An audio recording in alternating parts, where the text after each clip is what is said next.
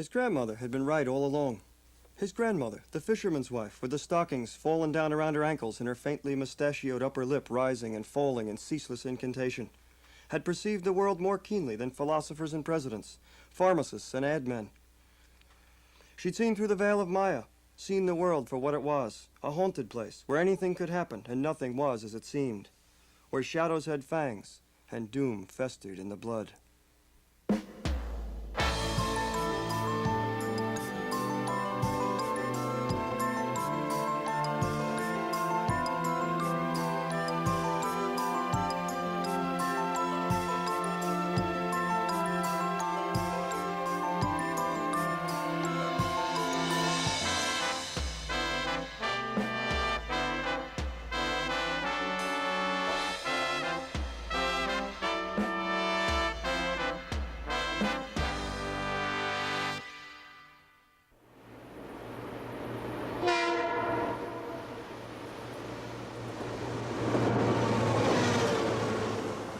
The Hudson River Valley, New York State.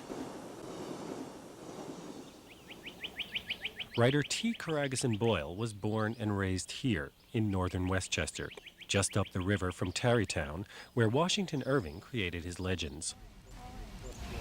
Boyle is the author of more than a half-dozen novels and story collections. Acclaimed as one of the most inventive writers of his generation, his honors include the prestigious PEN/Faulkner Award. TC Boyle now lives in Los Angeles, but he returned to this landscape of his youth for the setting of his third novel. World's End follows the intertwined fates of three families in the Hudson River Valley, from the Dutch settlers of the 17th century to the anti-communist riots of 1949, to the social upheaval of the rock and roll generation of 1968. Tell me about this marker and how it found its way into World's End. Well, as you know, the main character, Walter, has a motorcycle accident and loses his foot, smashing into a marker very similar to this. After I'd left New York, I was living in Los Angeles, I would come back here and visit a dear friend who lived across the street up there. Every day for exercise, I would take this path down through the woods to the river. And,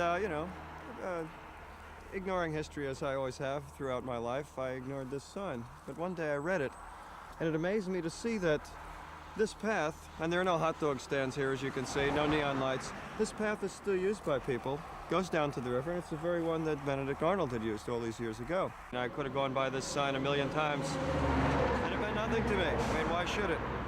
And part of the reason for writing World's End was to atone for that, to connect myself to the history of this area. They teach you about the Revolutionary War in the schools right here, but they never point out that it happened right outside the window. And seeing this sign was a revelation to me. I mean, really thinking about it. Next thing Walter knew, he was on his bike. It was a horse, a fire-breathing, shit-kicking terror. A big top-of-the-line Norton Commando that could jerk the fillings out of your molars. The washed-out, bird-bedeviled dawn flashing by on either side of him like the picture on a black-and-white portable with a bad horizontal hold. He was invincible, immortal, impervious to the hurts and surprises of the universe, coming out of Peekskill at 95. The road cut left, and he cut with it. There was a dip, a rise. He clung to the machine like a new coat of paint. 100, 105, 110. He was heading home, the night a blur. Had he passed out in the back of Hector's car on the way back from Dunderberg? Heading home to the bed of an existential hero above the kitchen in his adoptive parents' clapboard bungalow. There was dew on the road. It wasn't light yet.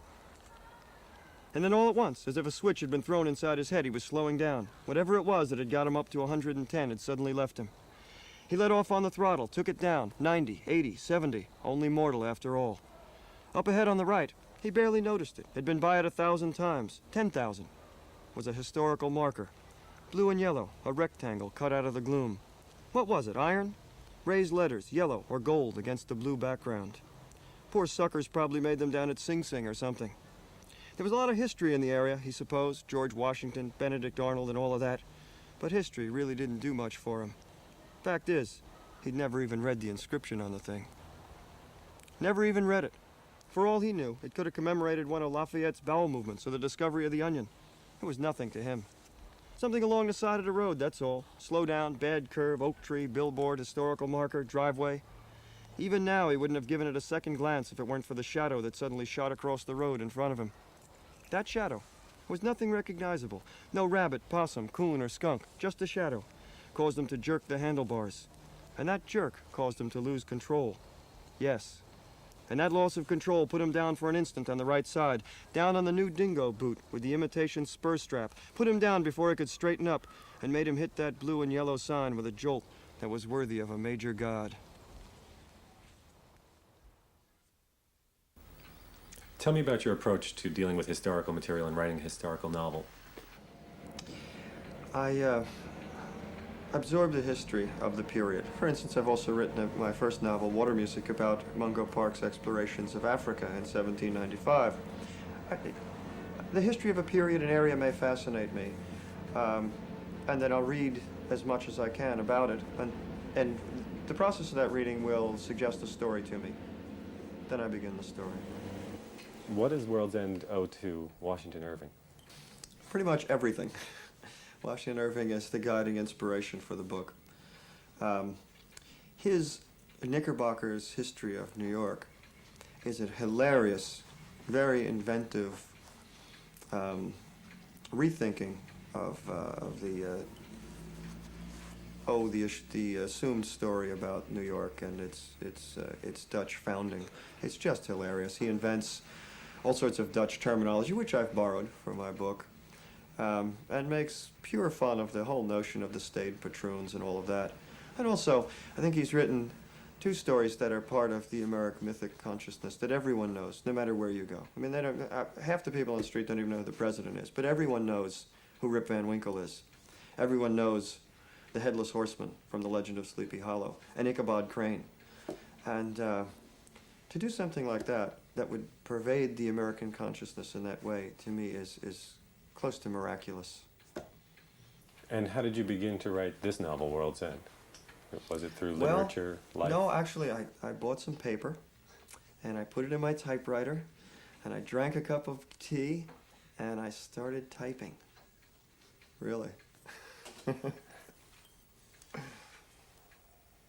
How did you select the matrix of dates that you were going to focus on, the 17th century, 1968, 69, 1949? The themes of the book suggested certainly 1949 and 1969. Another key impetus to this book was the fact that a blight had been on Peekskill throughout my life, and it was the Peekskill riots of 1949 when Paul Robeson had come here to give a concert. It was really, I think, the first stirrings of the civil rights movement. And the locals turned out to prevent this concert from happening because of Paul Robeson's communist associations and because of the fact that the Communist Party was sponsoring the event. And there were two riots on successive weekends, and very bloody riots. I wanted to explore what that meant in terms of the history of this area. And so in 1949, my parents' generation, when they were young, in their 30s and so on, was a natural starting point. And then 1969, when I was young, seemed another good starting point because that was a time of political ferment as well. Why I chose the third period, which is the Dutch colonial period, is because of, again, because of its political ramifications. There was a feudal society set up here in the home of the brave, land of the free, that we don't often think about. European feudalism was brought to this country, particularly in the Hudson Valley, with first the patroon system and then later the manorial system, which succeeded it. And so I thought that the three periods would work well in terms of the political themes of the book. And you were an infant in 1949. When you were growing up, did people still talk about those riots? Very much so. Very much so. When I was doing the book, I paid a visit to Florida to give a reading and visited with some relatives of mine. And an uncle by marriage was there, and he had been present for the riots. And I said to him, so you went to hear the concert? And he said, hell no, I went to stop it. The first fracas broke out about 7:30. Hesh and his men had stationed themselves just out of sight of the mob at the road's narrowest point. and they backed the camp truck up against their flank to further obstruct the way. If the Patriots got worked up enough to attack, with odds something like 15-1, they had to be held here. If they reached the stage and the women and children, anything could happen. And so they stood there, arms linked, waiting. 32 strangers.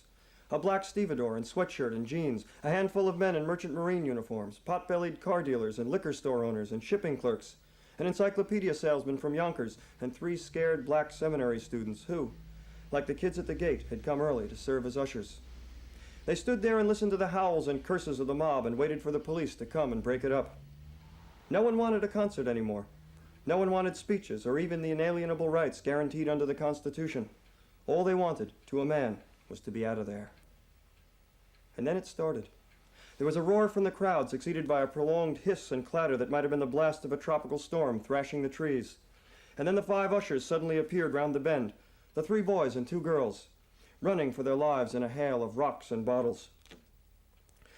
The look in their eyes was something Hesh had seen before, at Omaha Beach, at Insigny, Saint Loup, and Nantes. Both girls were sobbing, and the boy, he couldn't have been more than 15, was bleeding from a gash over his right eye. They passed through the lines, and then Hesh and his recruits locked arms once again. A moment later, the mob was on them. 500 or more strong now, but funneled into the narrow road like cattle in a chute. They burst against the defenders in a frenzied, stick-wielding rush. Hesh was struck across the face, slashed just behind the ear, and battered on both forearms. "Kill the commies," the mob chanted. "Lynch the niggers." Thomas John Boyle was born in 1948 in Peekskill. His mother was a secretary, his father a mailman. In 2nd and 3rd grade, Boyle was placed in a class for slow learners. As a teenager, he took his mother's family name, Coraghessan. He went to the State College at Potsdam, where he graduated with a C average.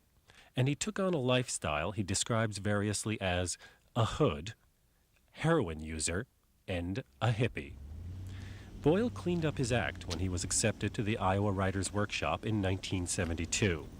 5 years later, he received his PhD in 19th century British literature. You've dedicated World's End to the memory of your own lost father. How has the connections to your own past informed this novel? My father was a very laconic man and a very mild-mannered man who supported me in everything I did. He was raised in an orphanage. I am told that he was vivacious and witty, as I think I am, and that his experiences in World War II saddened him in a way that was sort of irretrievable. He died when I was 24 of alcoholism, and I never really got to know him well because I had a particularly long and virulent teenage rebellious period, as you might have guessed, and by the time I would come to the natural rapprochement one has with one's parents, he was already gone. And so in searching a possible history for myself, a fictional history for my family and myself, it was a way of discovering him in a metaphorical sense. What was your boyhood like? You had a troubled youth. Well, my boyhood, up until the ages of 15 and 16, was sort of like Huck Finn, you know, out shooting frogs in the woods and riding my bicycle and so on. I think it was a pretty happy, ideal boyhood up here in the suburbs. And then you became a 1960s rebel along with a whole generation. I suppose. And what were your influences then? I mean, rock and roll? I mean, was it music? I think I was just swept along with the current like everyone else. You know, you do exactly the opposite of what your parents did so as to outrage them in the maximum way. No one had had hair like that since Wild Bill Cody. No one had had a beard since Abraham Lincoln, so naturally we did that, you know, and sort of repudiated everything our parents stood for. That is, after all, the function of children. Mm-hmm. And there is this myth that surrounds you of this delinquent who became respectable, of the tough kid. How tough and how delinquent were you? Well, you must read Greasy Lake to have the final word on that. A pampered punk, you know, who is on the scale of bad of 1 to 10, 10 being the very baddest, about 0.9, 1.5 maybe. There was a time when courtesy and winning ways went out of style, when it was good to be bad, when you cultivated decadence like a taste. We were all dangerous characters then. We wore torn-up leather jackets, slouched around with toothpicks in our mouths, sniffed glue and ether and what somebody claimed was cocaine. When we wheeled our parents' whining station wagons out into the street, we left a patch of rubber half a block long. We drank gin and grape juice, tango, Thunderbird, and Valley High. We were 19. We were bad. We read André Gide and struck elaborate poses to show that we didn't give a shit about anything. At night, we went up to Greasy Lake. Through the center of town, up the strip, past the housing developments and shopping malls, streetlights giving way to the thin, streaming illumination of the headlights. Trees crowding the black, unbroken wall of asphalt. That was the way out to Greasy Lake. The Indians had called it Wakan, a reference to the clarity of its waters. Now it was fetid and murky, the mud banks glittering with broken glass and strewn with beer cans and the charred remains of bonfires. It was a single ravaged island 100 yards from shore, so stripped of vegetation it looked as if the Air Force had strafed it. We went up to the lake because everyone went there, because we wanted to snuff the rich scent of possibility on the breeze, watch a girl take off her clothes and plunge into the festering murk, drink beer, smoke pot, howl at the stars, savor the incongruous, full-throated roar of rock and roll against the primeval susurrus of frogs and crickets. This was nature. Tell me in World's End how you went about creating the 17th century Dutch culture. Again, I relied heavily on Washington Irving, texts from the period, historical texts which I found here. The Peekskill Library has a wonderful little room called the Peekskill Room, and you can use it by appointment only. And when I was thinking about the book, actually I was writing the stories for Greasy Lake at the time, I rented a place in Mohegan Colony, which is the stand-in for Kitchewank Colony in my book, and did research here in New York. And I went to the Peekskill Room, I made an appointment, and there is the curator of the Peekskill Room waiting for me. He welcomed me warmly. All I had to do was mention a subject, and he heaped books in my lap. He was absolutely wonderful. After several days there, just he and I in the room, his voice broke slightly, and he said to me, "Fascinating, isn't it?" And then I knew what he was doing in the Peekskill Room. You know, just this stuff is amazing, you know, the history of the area. And how did food come to play such a big role in this novel? Well, I think after I took off the first 200 pounds in Weight Watchers, food has been very important to me ever since.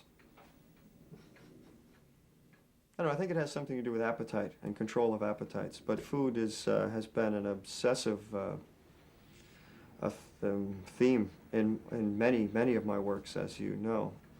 And I think that I probably do it, write about food so obsessively in so many works, not because I'm 30 pounds underweight, but because I was a graduate student at one time, and I really thought it would be nice to provide a subject for a graduate student's thesis, food in the work of Boyle. It began with Hermanus. He came in from the fields one night and sat down at the table with an appetite so keen it cut at him like a sword. While Agatha busied herself with a chutzpah of turnips, onions, and venison, she set out a 5-pound wheel of milk cheese and a loaf of day-old Bruinbrod, hard as stone. Flies and mosquitoes hung in the air. The children, playing at tag, shouted from the yard. When she turned round, bread and cheese were gone, and her husband sat contemplating the crumbs with a strange, vacant gaze, the hard muscles working in his jaw. "My God, Hermanus," she laughed. "Save something for the children." It wasn't till supper that she became alarmed. Besides the stew, it was enough for the next 3 days at least.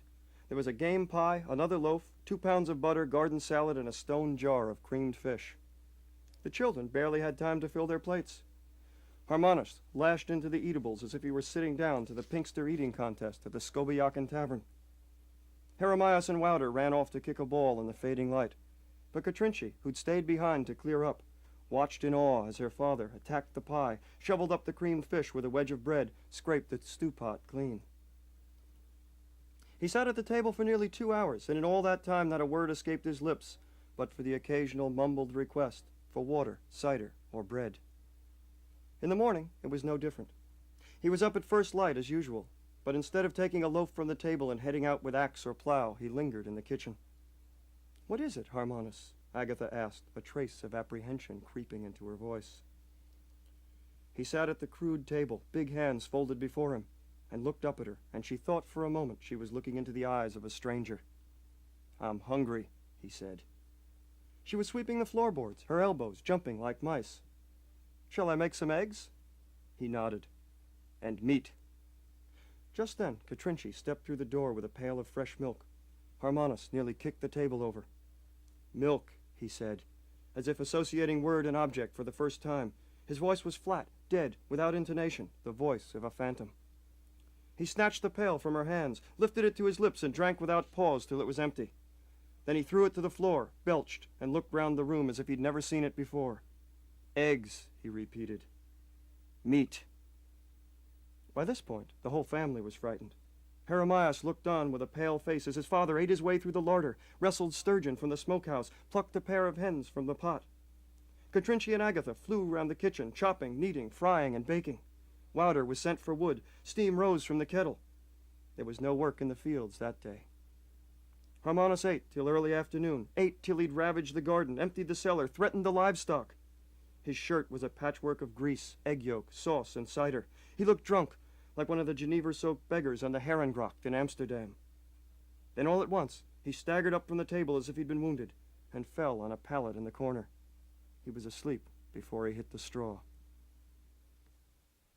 You've said elsewhere that you'd like to be the Kurt Vonnegut of your generation, and basically you almost just said that just now, that you would like to entertain as well as inform, do something serious, but have it be light and entertaining at the same time. Very much so. I think the greatest artists, like Charles Dickens, who was one of my heroes, and like Vonnegut too, have reached a wide audience.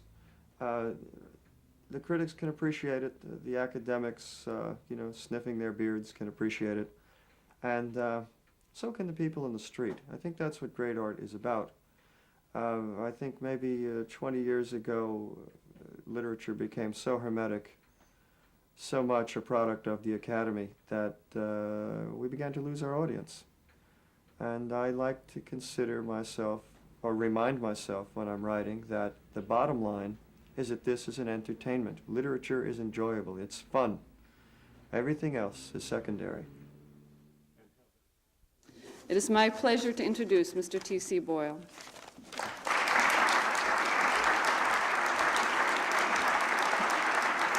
Thank you.